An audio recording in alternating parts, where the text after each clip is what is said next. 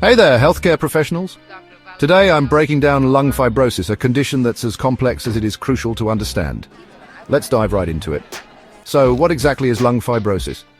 It's all about the progressive scarring of lung tissue. This scarring leads to a few key problems: loss of alveolar architecture, impaired gas exchange, and a restrictive lung disease pattern. Now, when we talk about the causes, we can split them into two big categories: idiopathic and secondary to known causes. The most common idiopathic cause is idiopathic pulmonary fibrosis, or IPF. It's the most severe form. For secondary causes, think about autoimmune diseases like rheumatoid arthritis and systemic lupus erythematosus, occupational exposures like asbestos and silica, certain medications, radiation therapy, chronic infections, and even hypersensitivity pneumonitis from organic dusts. Let's get into the nitty-gritty of the pathophysiology. It starts with an initial injury to the alveolar epithelium. This triggers dysregulated healing, leading to excessive fibroblast proliferation and collagen deposition. The alveolar walls thicken, lung compliance decreases, and oxygen diffusion gets impaired.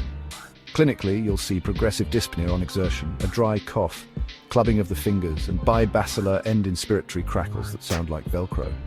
In the late stages, there might be signs of pulmonary hypertension. On physical examination, look for reduced chest expansion, fine crackles, clubbing, and in advanced cases, signs of cor pulmonale. Moving on to diagnostics, pulmonary function tests will show a restrictive pattern. High-resolution CT, or HRCT, is your hallmark tool here. You'll spot reticulations, honeycombing, and early ground glass opacities. Blood tests can help identify autoimmune markers, and if the diagnosis is still uncertain, a lung biopsy showing usual interstitial pneumonia, UIP, pattern may be necessary. Classifying interstitial lung diseases, ILDs, is essential. They include idiopathic interstitial pneumonias like IPF and NSIP, ILDs associated with connective tissue diseases, drug or radiation-induced ILDs, granulomatous ILDs like sarcoidosis and HP, and occupational ILDs like asbestosis and silicosis. Focusing on IPF, it's the most common idiopathic fibrosing ILD, mostly affecting older males over 60. The prognosis is poor, with a median survival of about 3 to 5 years. On HRCT, you'll often see basal, subpleural honeycombing. Management principles include general measures like smoking cessation, vaccinations, and oxygen therapy if hypoxic. Pharmacologically, antifibrotic agents like pirfenidone and nintedanib are essential, and immunosuppressants in non-IPF cases.